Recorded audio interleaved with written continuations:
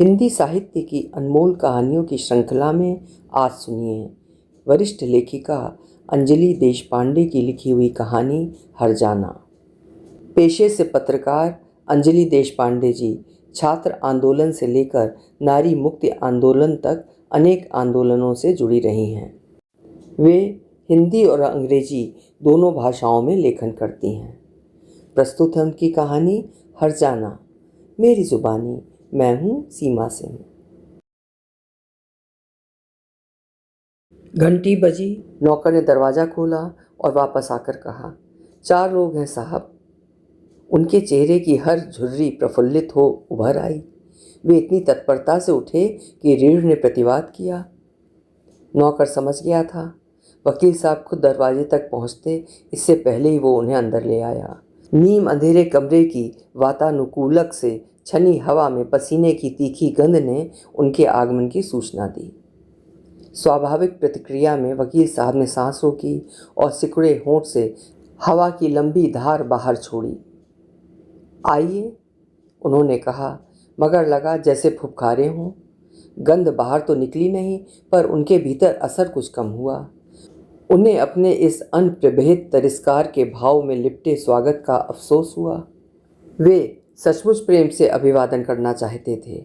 जितनी उत्कंठा से इनकी प्रतीक्षा करते रहे थे, उतना इंतज़ार तो अशोक हॉल में पद्मश्री लेने के दिन का भी नहीं किया था। हफ्ते भर से इन अजनबियों की प्रतीक्षा में सांस रोके से बैठे थे। उन्होंने कहा था अपनी पत्नी से, क्या कमाल की चीज़ है टेक्नोलॉजी। अजनबी भी आपको चुटकी बजाते ही खोज निकालते हैं। यही हुआ था। उनके पेशे संबंधी संस्मरण नॉट ऑन ओथ का प्रचार अंग्रेजी के सभी प्रमुख अखबारों और कई वेबसाइट पर हुआ था।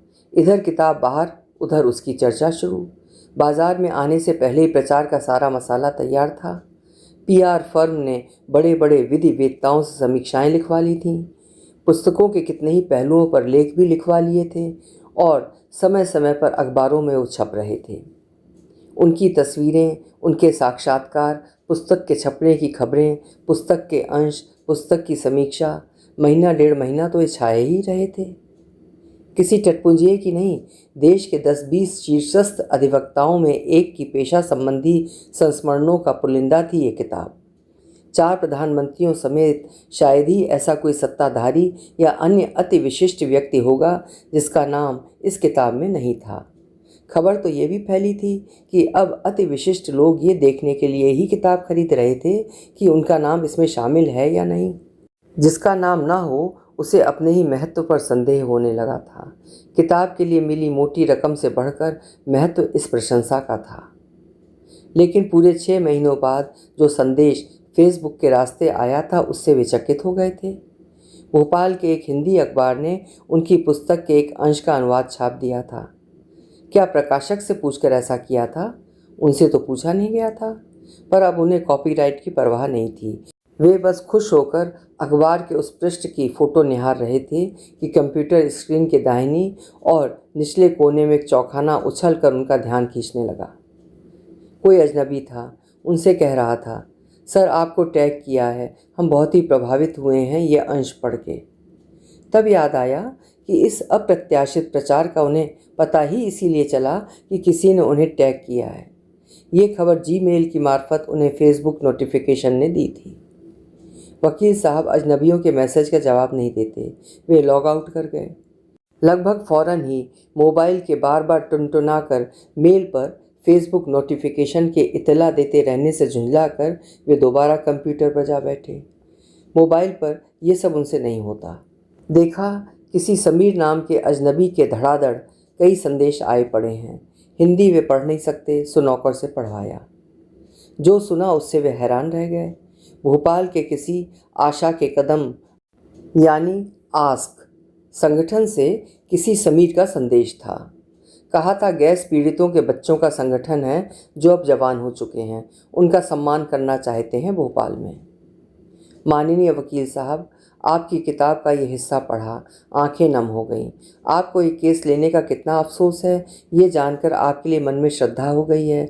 आज की डेट में कौन अपनी गलती कबूल करता है? आपने किया, बड़ा साहस का काम है। हम इस साहस के लिए आपका सम्मान करना चाहते हैं सर, अगर आप मौका दें। दूसरा मैसेज उसके नीचे था, सर आपको तो बड़े बड़े इनाम इकराम मिले हैं, हमारा जैसा छोटे लोगों का एक छोटा सा सम्मान आपके लिए क्या मायने रखता होगा? कुछ भी नहीं। हमारे पास पैसा भी नहीं है, बस एक प्रशस्ति पत्र दे सकते हैं, लेकिन दरिद्र नारायण के आशीर्वाद से बढ़कर और कोई धन नहीं होता सर। हम और कुछ अफोर्ड नहीं कर सकते, प्लीज़ जवाब दीजिए सर। फिर एक और संदेश, सर आप बुरा ना माने, इसमें हमारा भी स्वार्थ है। क्या है, हमारा संगठन छोटा सा ही है, भोपाल में सब जानते हैं, लेकिन बाहर कोई नहीं जानता। आप आएंगे तो बड़े अखबारों में हमारे संगठन का नाम भी छपेगा, कुछ हमारी भी मदद हो जाएगी। हाँ कहिए सर प्लीज़। और अंत में, सर अगले हफ्ते दिल्ली आना है, आप अपना फ़ोन नंबर भेज दें तो बात कर लेंगे, आपको इज्जत से न्योता देंगे, हमारा इतना फ़र्ज़ तो बनता ही है सर। प्लीज़ ना मत कहिए सर, हाथ जोड़ के प्रार्थना है। साथ में जुड़े हुए हाथों का इमोजी भी था। वे सोच में पड़ गए। ऐसी संभावना तो कल्पनातीत थी, लेकिन दुनिया में एक से बढ़कर एक अजीब घटनाएं घटी हैं। इनसे बात करने में हर्ज ही क्या था। उन्होंने फ़ोन नंबर भेज दिया।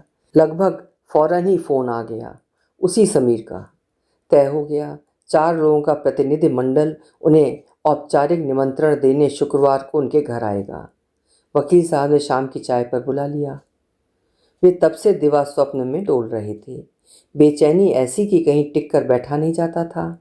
बार बार किताब का अपना वो अंश पढ़ते और आंखें मूंद कर उस दुविधा को फिर जीने लगते जिस पर विजय पाकर ही आखिर उन्होंने खुद को ही लिखने को तैयार किया था।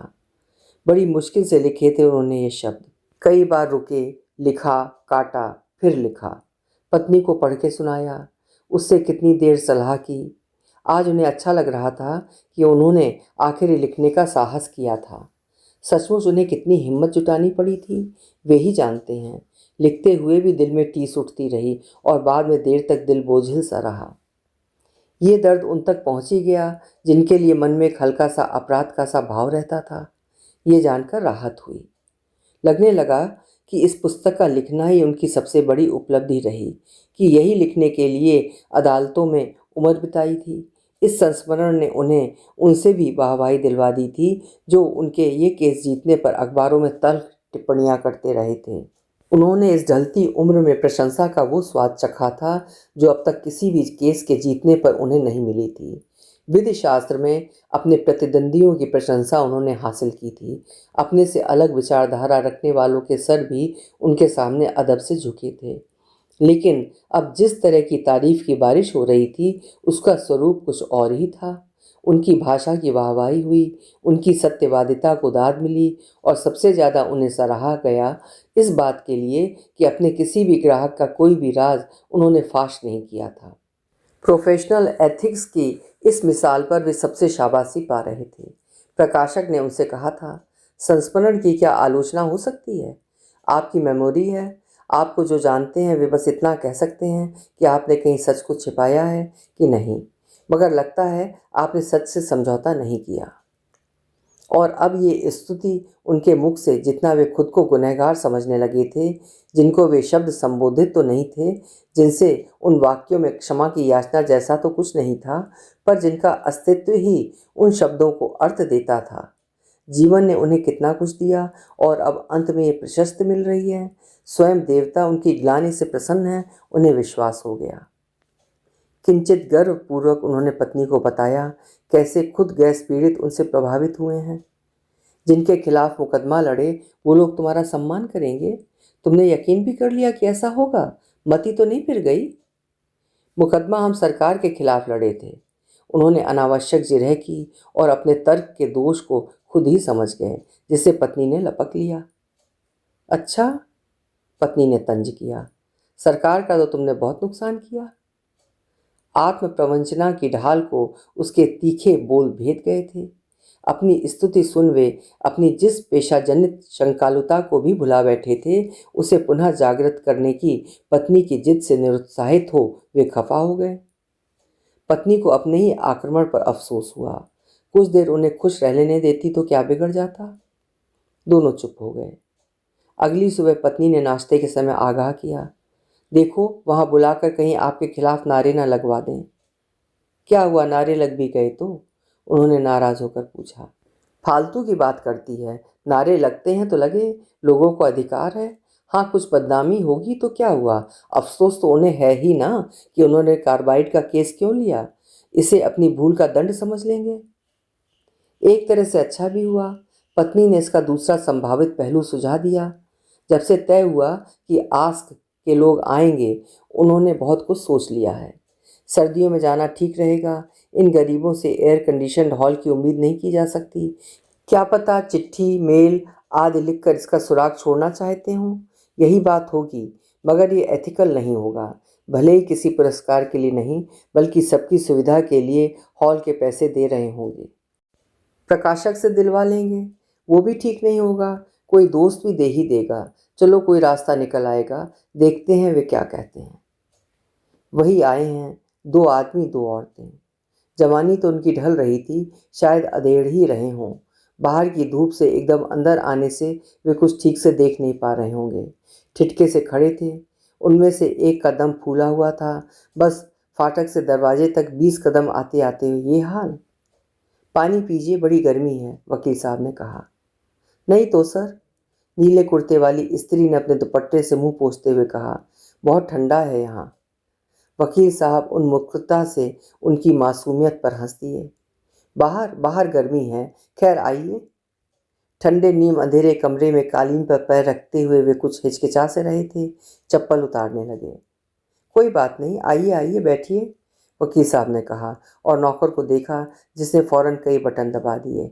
कमरा रोशनी से जगमगा उठा। सर, मैं समीर, आपसे मैंने ही फ़ोन पे बात की थी, दूसरे आदमी ने कहा। पूरा नाम? पूरा नाम यही है सर। आज तक मैंने अपनी जाति किसी को नहीं बताई। मैंने तय किया है कि एक ही नाम रखूंगा। उसकी आंखों में ऐसी हर्ष मिश्रित मुस्कान थी कि लगता ही नहीं था कि वो किसी बात का विरोध कर रहा है। वकील साहब को थोड़ा सा आश्चर्य हुआ। कालीन को देख हिचकिचाने वाला ये आदमी अपनी बात पूरी दृढ़ता से रख रहा था। उसमें आत्मविश्वास की कमी नहीं थी। वे चारों उस विंग चेयर को देख रहे थे जिसमें वकील साहब धंस गए थे। क्या कुर्सी थी, लगता था गद्दों से बनी है। जो बैठे उसके शरीर के हिसाब से ढल जाएगी। नीचे गुलाबी फूलों की छाप इस्तेमाल से धुंधला गई थी। बड़ी खुशी हुई सर आपसे मिलकर। आपकी फ़ोटो देखी थी ना अखबार में, आपको असल में देख लिया, बहुत इच्छा थी। वकील साहब गदगद हो गए। सर, जैसा कि आपको सभी ने बताया ही होगा, हम लोग भोपाल से आए हैं। गरीब मजलूमों को इकट्ठा करके रोजगार के लिए और बेहतर वेतन के लिए संघर्ष करते हैं, नीले कुर्ते वाली ने कहा। वो इनमें सबसे कम उम्र की लग रही थी। बहुत अच्छा काम है, वकील साहब ने कहा। सर, हम सब गैस पीड़ितों के परिवार से हैं, मतलब बाद में पैदा हुए हैं, वो कहती रही। हमारे गैस पीड़ितों के घरों में इलाज की पर्चियां वगैरह संभाल के रखी रहती हैं, कई कई कॉपियां, जाने कब किस काम आ जाए। अदालत से कोई आदेश आता है कंपनसेशन का तो दिखानी पड़ती हैं। अस्पताल में तो चाहिए ही, प्रेस वाले भी मांग ही लेते हैं। विरासत है, हमारी विरासत है। ये समीर है ना, इसके 3 भाई बहन गैस लगने से मर गए थे। मेरी फैमिली में सर, माँ पहले ही दिन मर गई गैस खा के। अरे, अपना नाम तो बताया ही नहीं। मैं रोहिणी सर, रोहिणी पासी। बाकी दोनों ने भी अपना परिचय दिया। सफ़ेद साड़ी में आरिफा खानम थी, जो उसने बताया कि उसके परिवार में दादाजी गैस खाने से मर गए थे। और कोई तो मरा नहीं सर, लेकिन कोई जिया भी नहीं। माँ ने ठीक से नहीं जिया। कभी अस्पताल, कभी कचहरी, कभी कलेक्टर के दफ्तर, कभी कहीं कभी कहीं, कभी धरना, कभी प्रदर्शन। शाहजहानी पार्क में हर हफ्ते हमने डेमोन्स्ट्रेशन किया। हर शनिवार की दोपहर को अम्मी मुझे लेके जाती थी वहाँ। गैस पीड़ितों का धरना होता था। हर हफ्ते 25 साल तक किया। मेरे को नौकरी मिली तब छोड़ दी, बाद में भी चलता रहा धरना। उसने अपने पर्स में से निकाल कर मुड़ा तुड़ा एक अखबारी कागज का पूरा पन्ना उन्हें पकड़ा दिया, जिस पर उनकी और उनके पुस्तक के आवरण पृष्ठ की तस्वीर छपी थी। आहा, उन्होंने पन्ना हाथ में लेते हुए कहा। Thank you, thank you. मैं तो कहना भूल गया था कि लेके आएं, वापस नहीं करूँगा। आप ही के लिए है सर, हम तो आपकी किताब भी लाए हैं, साइन कराएंगे आपसे। आरिफा ने चौड़ी मुस्कान उन पर फेंकी। ऑफ कोर्स, उन्होंने कहा। शर्ट पैंट में सांस की तकलीफ से पीड़ित आदमी इनमें सबसे बड़ा लग रहा था। अब तक उसकी सांस सम पर आ गई थी। वकील साहब ने उसे प्रश्नवाचक मुद्रा में देखा। एक ही कहानी है हम सबकी, क्या सुनाएं? वो कुछ हंस सा दिया। 2 साल का था जब सोते में गैस खा गया, तब से यही हाल है। बैठे बैठे सांस फूलती है। योग सीखा है, योग वाली टीचर ने बताया ऐसे सांस लिया छोड़ा करो, कुछ आराम मिला है। मगर जो चीज़ अपन के पास नहीं वो कहाँ से मिलेगी? क्या है, अपन के पास सेहतमंद फेफड़े नहीं हैं। डॉक्टर कहते हैं कि फेफड़े पूरे बने ही नहीं, उनका कुछ हिस्सा मर ही गया है शायद, मतलब काम ही नहीं करता। उसने उंगलियां माथे से लगाकर बड़ी अदा से झुकाया, मानो आदाब करके कोई शेर सुनाने जा रहा हो। अकरम अली नाम है, लोग खाकसार को निष्कर्म कहते हैं। कोई काम किया ही नहीं जाता तो कहेंगे ही ना। वो धीरे से हंस दिया। लगा जोर की हंसी का बोझ उसके सीने पर भारी पड़ेगा। सभी उसकी हंसी में शामिल हो गए। वकील साहब मगर हंसी में साथ नहीं दे पाए। जिनकी चर्चा सुनी थी, जिनके वकीलों के तर्कों पर उन्होंने अपने पैने दांत गड़ाए थे, लगा उनमें से कुछ किरदार यहाँ नमू हो गए थे। उन्हें महसूस हुआ कि अदालत के बाहर का सच उन्होंने आज देखा है। नौकर अंदर बाहर होता सोफों के बीच रखी छोटी छोटी टेबलों पर सबके लिए अलग प्लेट, चम्मच, कटोरे और टिश्यू रखने के बाद बीच के बड़े से टेबल पर समोसे, ढोकला, बिस्कुट, काजू की कतलियाँ, गुलाब जामुन सजाने लगा। बड़े बड़े प्यालों में लबालब भरी चाय आई। कुछ देर नाश्ता चला, बात कोई नहीं हुई। वकील साहब सिर्फ एक बिस्कुट कुतरते रहे। चुप्पी समीर ने ही तोड़ी। सर आपकी किताब है ना, हमने नहीं पढ़ा, ईमान की कसम बिल्कुल नहीं पढ़ा। अपनी अंग्रेजी तो बस ऐसी है कि क्या बताएं, लेकिन जो अखबार में छपा था पढ़ा, कई बार पढ़ा, पढ़ के दिल भर आया। सर क्या लिखते हैं आप? खामख्वाह वकील बन गए, आपको तो लेखक होना चाहिए था। अपने भोपाल में भी बड़े बड़े हुए लिखने वाले, लेकिन दम है सर आपकी कलम में, अलग ही दम है, मान गए। वकील साहब ने नकार में सर हिलाया। आपको तो मुझसे शिकायत होनी चाहिए, मेरी वजह से आपका बहुत नुकसान। कहते कहते वो चुप हो गए। उन्हें पहली बार लगा कि अब उन पर मुकदमा चलने वाला है। उन्हें बरबस ऑटो रेने कैस्टिलो की कविता याद आ गई। एक दिन मेरे देश के अराजनैतिक बुद्धिजीवियों से हमारे सबसे साधारण लोग पूछेंगे कुछ सवाल। सर एक बात पूछें? समीर ने उनकी तरफ झुककर पूछा। वे सिहर उठे। समीर कहता रहा, सर एक बात जानने का बहुत ही मन है। हम लोग अक्सर ये बात आपस में करते ही रहते हैं कि उस कांड का सच क्या था। आपने साबित तो कर दिया कि कंपनी का कोई कसूर था ही नहीं। गैस निकली तो किसी मजदूर की लापरवाही का नतीजा थी, पर ऐसा नहीं था ना? आप जरूर सच जानते होंगे। वकील साहब का आक्रांत हृदय कुछ शांत हुआ। वे कुछ देर विचार मग्न रहे, फिर धीरे से बोले, मामला इतना सिंपल भी नहीं है। दरअसल क्या है, किसी से भी लापरवाही हो सकती है, ये तो सबको मालूम होता है। इसीलिए फैक्ट्री के डिज़ाइन में इससे बचने के उपाय होते हैं। इसके लिए ही तो सुरक्षा के उपकरण बनते हैं। देखिए, जैसे कानून बनता है उसी तरह से ये होता है। कानून यही सोचकर बनता है कि इंसान के खिलाफ और जानवरों के खिलाफ भी गुनाह किए ही जाएंगे। इसी की सज़ा देने के लिए कानून बनाते हैं। इसी तरह लापरवाही होगी ये मानकर ही फैक्ट्री का डिज़ाइन बनता है। उसको रोकने का पूरा इंतज़ाम होता है डिज़ाइन में। हमने इस पर जोर दिया। हमने तो किसी मज़दूर को दोषी नहीं ठहराया। आपको गलतफहमी है, हमने किसी मज़दूर को दोष नहीं दिया। No, not at all. हाँ, कंपनी से कुछ लापरवाही हुई थी। ओह, ये तो अदालत में आपने साबित किया। हम कुछ और पूछ रहे हैं। रोहिणी ने बात का सिरा पकड़ा। हमारे यहाँ कहते हैं कि दाई से पेट क्या छिपाना। आप तो कार्बाइड के वकील थे सर। आपने कहा भी है कि ऐसे केस में बड़े बड़े लोगों के बड़े बड़े राज पता चलते हैं, तो आपको भी तो कार्बाइड ने अंदर की बात बताई ही होगी। वकीलों को बहुत कुछ पता चलता है, ये तो सच है, मगर सर आपने अपनी किताब में ये सब नहीं लिखा। आरिफा ने कहा, मैंने बहुत मेहनत की और उतना हिस्सा तो किताब में पढ़ा ही जो आपने इस इशू पर लिखा है। उसका स्वर कुछ रूखा सा था। ऐसा कुछ हम नहीं लिख सकते, हमारे प्रोफेशन के कुछ नियम होते हैं। वकीलों और ग्राहकों के बीच जो भी बात होती है उसे सीक्रेट रखना होता है। मैं आपसे ये सब शेयर नहीं कर सकता, ये उनकी प्राइवेट बात होती है। क्या बात है सर, क्या बात है। हमारे तो घर भी प्राइवेट नहीं है, कोई दरवाजे पे खड़ा हो जाए बस सब सामने दिख जाता है। ये गोपनीयता भी क्या खास चीज़ है सर। इनको मतलब बड़े पूंजीवादियों को अलाउ है सर, अपनी सब बातें राज बनाए रखें। अपने डिज़ाइन, अपने उपकरण, अपने इरादे, अपने व्यापार बढ़ाने की पॉलिसी, सब कुछ कमाल है ना सर, अकरम ने कहा। वकील साहब फिर से कुछ असहज महसूस करने लगे थे, चुप रहे। हम लोग आंदोलन करते हैं ना, उसका भी कुछ भी गोपनीय नहीं रख सकते। कुछ भावना का ही उद्गार कहीं कुछ लिख देते हैं तो हम राष्ट्रद्रोही हो जाते हैं।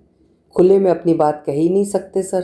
प्रदर्शन तो खुले में होता है, सड़क पर किया था परसों यहीं दिल्ली में, रोज़गार मांगने के लिए। दे दनादन पुलिस की लाठी पड़ी, रोहिणी ने कहा।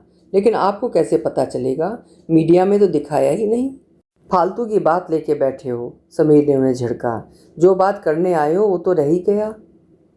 वकील साहब ने धीरज भरी मुस्कान उन पर फेंकी। कोई बात नहीं, आपकी जगह मैं होता तो मेरे को भी गुस्सा आता। समीर के दखल से उन्हें राहत हुई, वे खुलकर मुस्कुराए। आता ना सर, आरिफा ने बात लपक ली। मैंने कहा था ना, इनकी बातों में ईमानदारी है।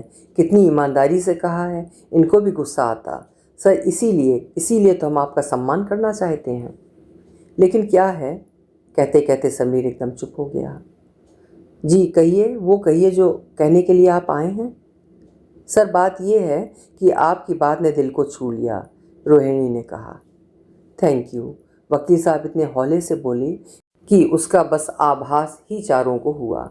इस धीमी आवाज़ से उन्हें भान हुआ कि वे उस आदमी के घर में हैं जो इसी तरह सर को जरा सा झुकाए देश के नया मूर्तियों के सामने धारा प्रवाह तर्क पेश करता रहा है, बिना आवाज़ ऊंची किए अपनी बात मनवाता रहा है। वे कुछ अस्थिर से हो गए। आप कहिए तो क्या कहने आए हैं। वकील साहब की आंखें उनके चेहरों को टटोलने लगीं। आरिफा उन्हें ताक रही थी, उनकी विचलन ने जैसे उसे शर्मिंदा कर दिया हो। सर आप भोपाल आएंगे ना। माफ़ कीजिए, हम आपके रहने लायक जगह का इंतज़ाम तो नहीं कर पाएंगे। उसकी फ़िक्र आप ना करें, हम अपना खर्चा खुद दे देंगे। और अगर आप बुरा ना माने तो आपके संस्था को कुछ डोनेशन। सर आप अपना चेक बुक ले आएँ सर, वहीं सबके सामने देंगे तो कोई ये तो नहीं कहेगा कि हमने डोनेशन लिया, इसलिए आप समझ रहे हैं ना सर। वकील साहब सब समझ रहे थे, उन्हें ऐतराज़ नहीं था। वे जानते थे कि ये इल्ज़ाम तो लगेगा ही, भले वे चेक वहाँ दें या पहले दें। पर इन युवाओं के पसीनों से धुले देदीप्यमान चेहरों को देखकर लग रहा था आज वे इनके किसी भी आग्रह को टाल नहीं पाएंगे। आरिफा ने धीरे से उनकी किताब की प्रति उनकी ओर बढ़ा दी। सर आस्क के लिए साइन कर दीजिए। अरे आपने खरीदी क्यों, हम आपको दे देते, वकील साहब ने कहा। उन्होंने प्रति पर आस्क को शुभकामनाओं के साथ दस्तखत करके किताब टेबल पर रख दी और उठकर एक्सक्यूज़ मी कहते हुए बाहर निकल गए। लौटे तो नौकर पीछे पीछे 4 किताबें और उतने ही लिफाफे लेकर आया। हर एक के नाम एक प्रति पर अपनी शुभेच्छाओं के साथ दस्तखत करके लिफाफे में बंद करके उन्होंने सबको पकड़ाई। चारों ने दिन तारीख तय करके उनको सूचित करने को कहकर विदा ली। 10 दिन बाद समीर ने फ़ोन किया। 2 हफ्तों बाद शनिवार को कार्यक्रम कर सकते हैं। गांधी भवन के ऑडिटोरियम का भाड़ा देना था, सो वे पहले उनसे कन्फर्म करना चाह रहे थे। वकील साहब को अचरज हुआ, इतनी जल्दी हॉल मिल रहा है। गर्मी है ना, ज़्यादा बुकिंग नहीं होती, समीर ने कहा। वकील साहब ने हाँ कर दी और ट्रेवल एजेंट को खबर कर दी। सब तय था, गांधी भवन में शाम 4:30 बजे पहुंचना था। वे भोपाल हवाई अड्डे पर उतरे तो टैक्सी तैयार खड़ी थी और स्वागत के लिए गुलदस्ते लिए खड़े वरिष्ठ वकीलों का झुंड नाराज़ कि उनके रहते पहले से टैक्सी क्यों बुक की। समीर और रोहिणी ने लपक कर उनका और उनकी पत्नी का सामान उनके हाथों से ले लिया। हम पेशाओं के चेहरे पर मुस्कान तो थी पर निश्चल नहीं लगी। वे कुछ पशेमा से हो गए थे। सर कल इधर थे, आज उधर हो गए, दोनों जहां लूट रहे हैं आप, भोपाल के बार काउंसिल के अध्यक्ष विकास गुप्ता ने कहा। उनका मन किया गुलदस्ता मसलने, उसे उन्होंने टैक्सी में ही छोड़ दिया। जहानुमा होटल में मैनेजर खुद उनके आवभगत के लिए दरवाजे पर खड़े मिले। जितनी इज्जत से उन्हें होटल के कमरे तक पहुंचाया गया, साफ था हवा में उनके ही नाम की फुसफुसाहट थी। कमरे में गुलदस्ता कुछ ज़्यादा ही बड़ा था। दोपहर का खाना भी वे ठीक से नहीं कर पाए। कई पत्रकारों ने साक्षात्कार के लिए फ़ोन किए, कईयों को वे दिल्ली से ही अगले रोज़ का समय दे चुके थे। तुमने सुना उस विकास ने क्या कहा? आपको उससे बात करनी चाहिए थी, आपका जूनियर रह चुका है। तुम्हें भी कुछ समझ में आता है कि नहीं? पहले पैर छूता था, आज कैसे तन के खड़ा था। कहने के अंदाज में तंज नहीं था क्या? मुझे तो लगा कि जैसे उसे कुछ जलन मच रही है। खैर कुछ देर सो लें, पत्नी ने कहा। रात में तो जाने कितने लोग घेर लेंगे, जाने कब लौट पाएंगे। मैं सोच रहा हूँ जो मैंने कार्बाइड के केस में कमाया वो सब इस संगठन को दे दूँ, उन्होंने पत्नी से कहा। वो स्तंभित सी उन्हें ताकती रह गई। मतलब करोड़ों दे दोगे? लाख 10 लाख तक ठीक है, अब तो मूड खराब मत करो। पत्नी की प्रकृतियाँ तन गईं। उन्हें भी लगा कि उनका दिमाग फिर गया है। ऐसी भी क्या शर्मिंदगी, उन्होंने पेशे का धर्म निभाया है, कोई गुनाह थोड़ी किया है। पत्नी कुछ देर में सो गई। उनकी आंख नहीं लगी। शाम को क्या होगा, कितने लोग घेर लेंगे, क्या कहेंगे, यही सोचते रहे। सबसे ज़्यादा बेचैनी ये सोचकर होती रही कि वहाँ जाने कितने गैस पीड़ित होंगे, उनका सामना वे कैसे कर पाएंगे। उनका दिल रह रह कर दिमाग पर हथौड़े बरसाने लगता। 3 बजे से पत्नी तैयारी में लग गई। उसने बसरा मोतियों की 2 लड़ी और केरल की सुनहरी जरी की दूधिया साड़ी चुन रखी थी आज के मौके के लिए। यहाँ आकर मन किया मोगरे का एक गजरा जूड़े पर लपेट ले। यहाँ तो चलन ही है, अच्छा भी लगेगा। फ़ोन करने की देर थी, टैक्सी दौड़ गई। पति को काला सूट पहनते देख वे हंस दी। कभी तो वकीलपना छोड़ो, चलो कुर्ता पहनो। बांग्लादेश में पारंपरिक तरीके से बनाए जा रहे इंडिगो में रंगे शांत नीले पोखर सा कुर्ता उन्होंने पति को पकड़ाया। लगता है सोने की तैयारी कर रहा हूँ, वे बड़बड़ाए। गांधी भवन पर वे उतरे तो हैरान रह गए। दिल्ली में कहाँ अब इतनी आवभगत होती है उन जैसे लोगों की। ओबी वैन तो 4 ही थे, लेकिन कैमरों की पूरी सेना ही तैनात थी। शहर की नामचीन हस्तियां मौजूद थीं। अवकाश प्राप्त जज, पुलिस अधिकारी, कलेक्टर, डॉक्टर, अनेक संपादक और कुछ कलाकार भी। वकीलों का पूरा हुजूम था। हॉल खचाखच भर गया था। आगे की कुछ कतारों में कुछ निम्न वर्ग के लोग भी थे। गैस पीड़ित होंगे। वकील साहब आगे की कुर्सियों को अनदेखा करने की भरसक कोशिश करते रहे, पर नज़र उधर को ही फिसलती थी। उन्हें खुशी तो हुई कि पत्नी की आशंकाएं निर्मूल साबित हुईं। एक भी काला झंडा नहीं, एक नारा नहीं लगा, फिर भी उन्हें कोई कमी अखर रही थी। एकाएक लगा किसी भी तरह के विरोध का अभाव उन्हें खल रहा है। जो बात फंसाने में नहीं थी वही नागवार गुजर रहा है। आज समझ में आया कि क्यों सजा पाने पर गुनहगारों को सुकून मिलता है। ऐसा कैसे हो सकता है कि लाखों गैस पीड़ितों में मुट्ठी भर लोग भी उनसे नाराज़ ना हों। हो सकता है कि उनको इस कार्यक्रम का पता ही ना हो। उन्होंने खुद को समझाने की कोशिश की। सोचा समीर से पूछ लें, पर वो कहीं दिखाई नहीं दिया। एक निराकार सी आशंका उनके आत्मविश्वास को कुतरने लगा। उन्होंने पत्नी को देखा, वो निश्चिंत खड़ी लोगों से बतिया रही थी। कुछ राहत मिली। यहाँ सब सभ्य महत्वपूर्ण लोग बैठे हैं, अब इसमें क्या बुरा हो सकता है। फिर भी लगा कुछ होने वाला है। वे आश्वस्त होकर मंच की तरफ बढ़े तो अकरम उर्फ निष्कर्म ने उनसे कदम मिलाते हुए धीमी आवाज़ में कहा, सर हम बुलाते तो 1-2 मंत्री भी आ ही जाते, लेकिन हम नहीं चाहते थे। क्या है कि वो आते हैं तो उनकी ही पब्लिसिटी होती है। वकील साहब को लगा इन पर शक करके उन्होंने अच्छा नहीं किया।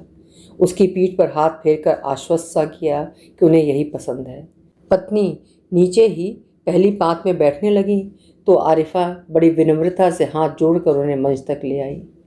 कई गणमान्य हस्तियों ने मंच पर आकर उन्हें मालाएं पहनाईं। उन्होंने दीपदान में नई रोशनी के लिए दीप जलाया, जिसमें पत्नी के कोसने पर आरिफा को भी साथ रखा। गेंदों की महक से पूरा मंच खुशनुमा हो गया।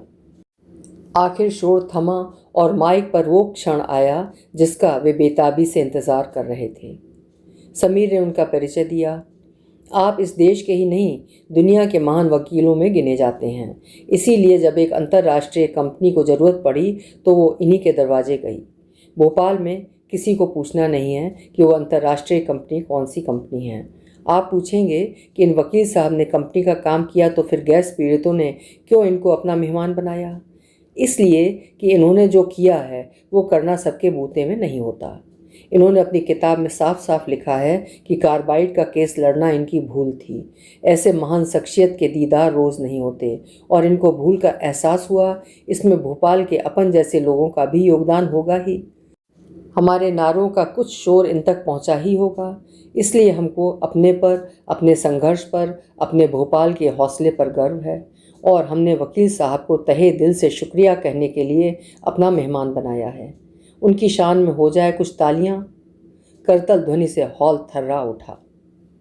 आज तक कटुक्तियों ने जिस सर को झुकाने नहीं दिया था, वकील साहब का वो गरोन्मत्त सर इस स्नेहयुक्त सम्मान के सामने ऐसे झुका दिया कि लगा इतना भारी हो गया है कि वे इसे कभी उठा नहीं पाएंगे।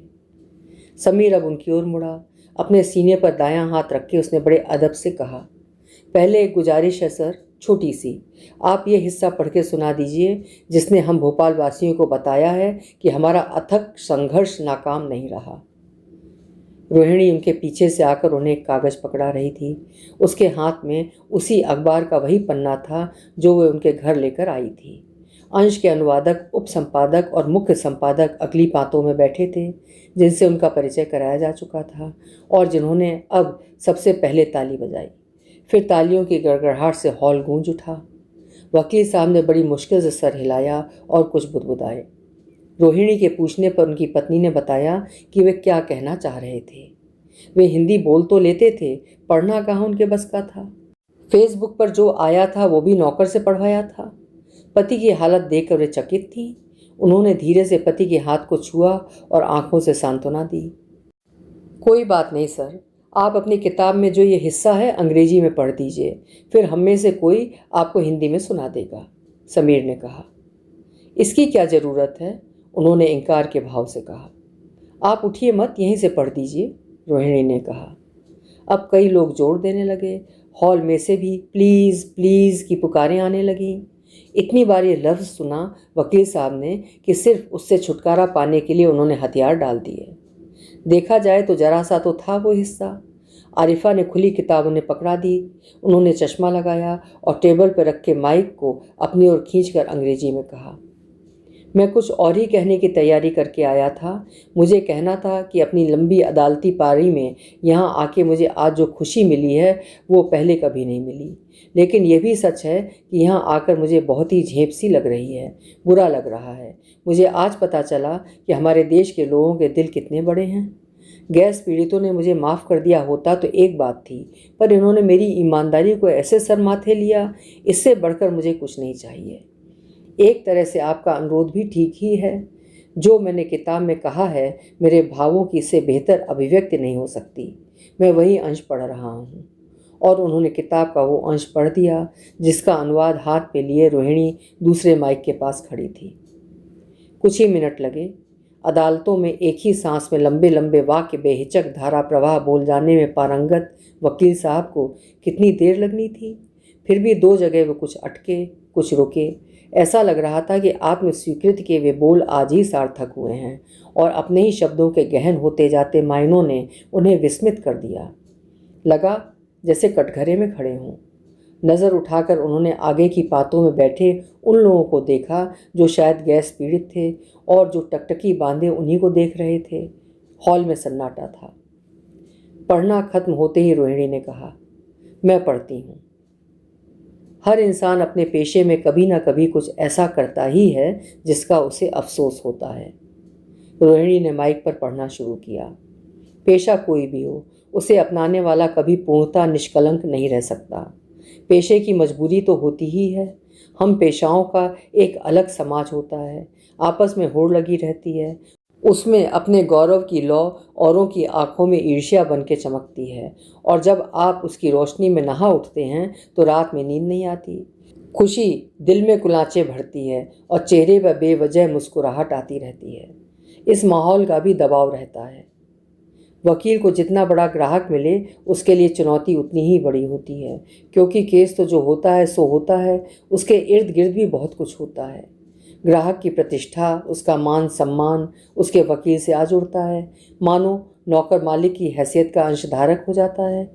ग्राहक के व्यवसाय की बारीकियां, उनकी गोपनीयता, व्यवसायिक के साथ साथ निजी संबंधों के राज, उनको एक धागे में पिरोती राजनीति की धारा, ऐसे कितने ही स्थूल और सूक्ष्म कारक केस में गुथे रहते हैं। एक सघन विश्व सा निर्मित हो जाता है, स्वायत्त सा। इस दुनिया का होकर भी इससे अलग उसका एक अस्तित्व होता है। दृष्टि उसी कटी छटी दुनिया के आकाश में विचरती है। ये सब हर बड़ा वकील जानता है।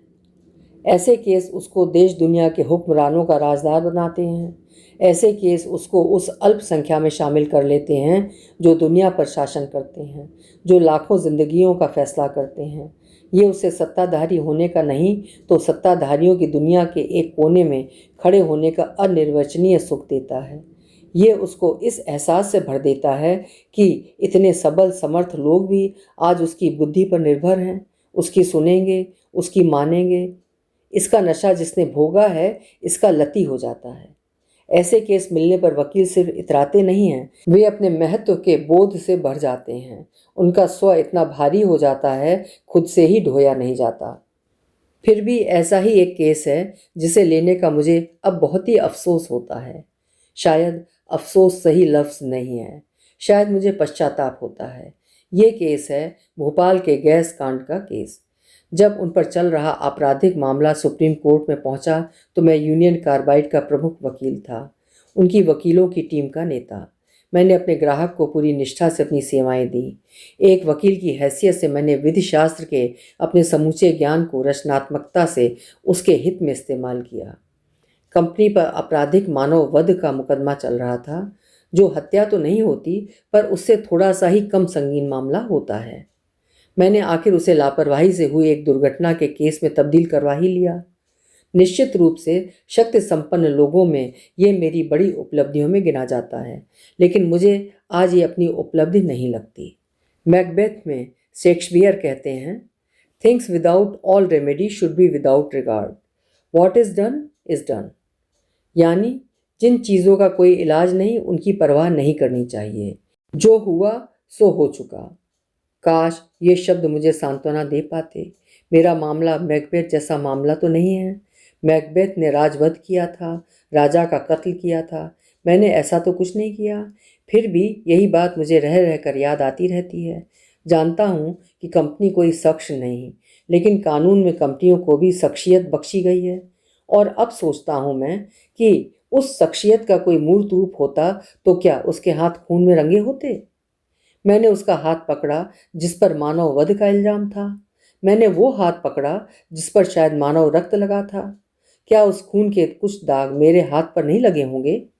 ये सवाल मुझे आज परेशान करते हैं। इससे ज़्यादा कुछ कहना अपने ग्राहक से गद्दारी होगी, अदालत में दी गई अपनी ही दलीलों का प्रतिकार होगा। लेकिन इसी से जुड़ा एक और सवाल जहन में सर उठाता रहता है, बार बार मुझे सताने लौट आता है। क्या एक लोकतंत्र में जनता मालिक नहीं होती? क्या आम नागरिकों की हत्या राज हत्या के समान नहीं होती?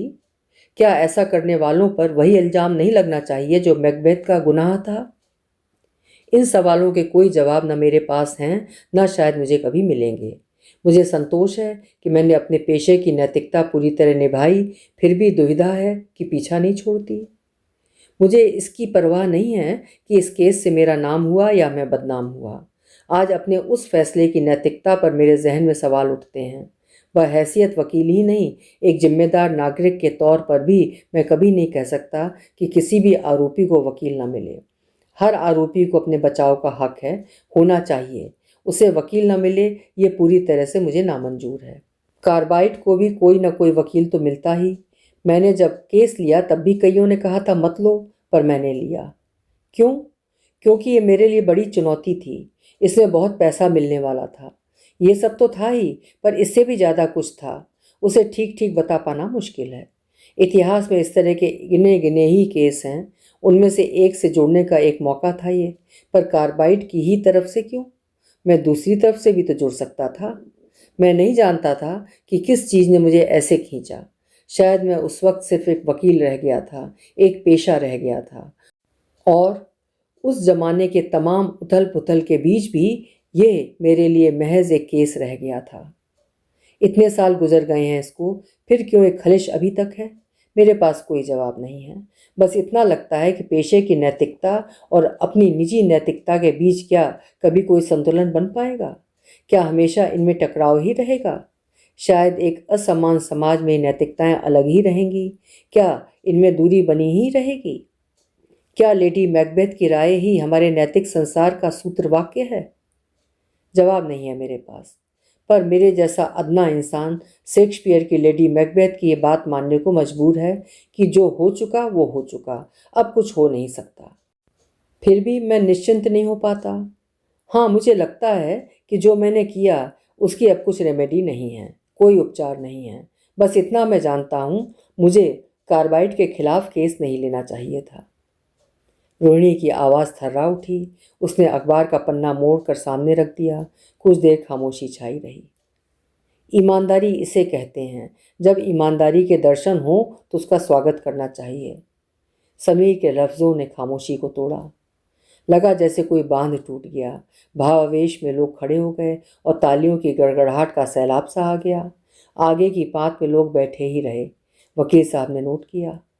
समीर ने लिफाफे में से एक प्रशस्ति पत्र निकाला, पढ़कर सुनाया और वकील साहब को आदर से पेश किया। तालियां बजती रहीं।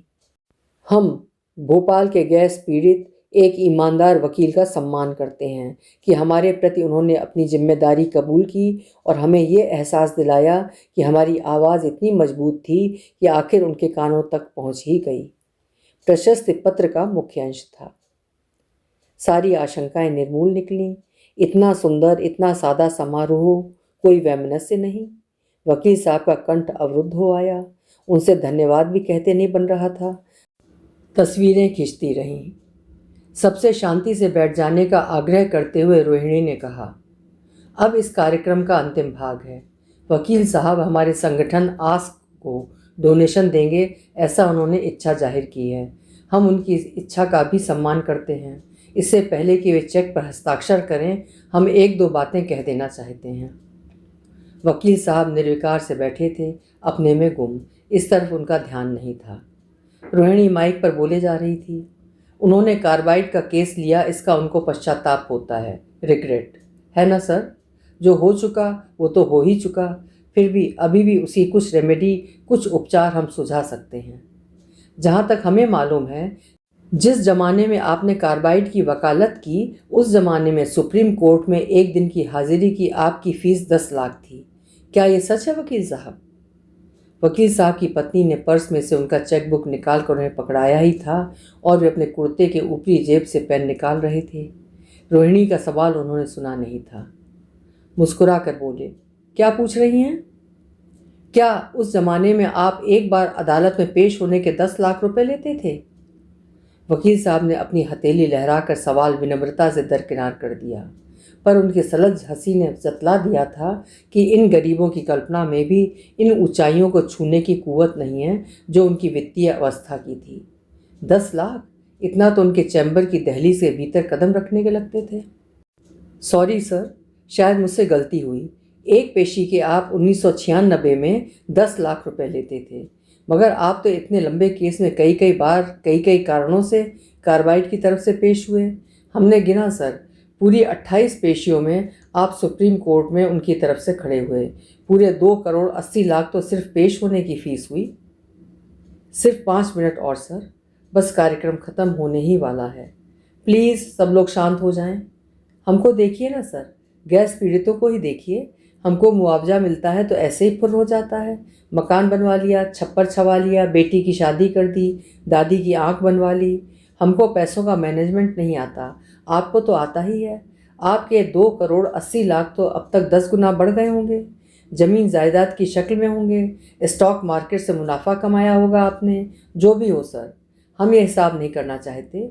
अपनी ज़िंदगी का हिसाब तो हम करवा नहीं सके, आपके पेशे की कमाई का हिसाब क्यों करें? सिर्फ मूलधन और उसके मामूली से ब्याज की बात करते हैं। अगर आपने सिर्फ इसे फिक्स डिपॉजिट में रखा होता तो भी 1 साल में आपको 10% के हिसाब से 2 करोड़ के 10 लाख मिले होते। 80 लाख के तो और भी मिलते, पर चलिए हम मोटा मोटा हिसाब ही करते हैं। और पिछले 27 सालों में हर साल के सिर्फ 10 लाख भी जोड़ लें तो 2 करोड़ 70 लाख हो जाते हैं।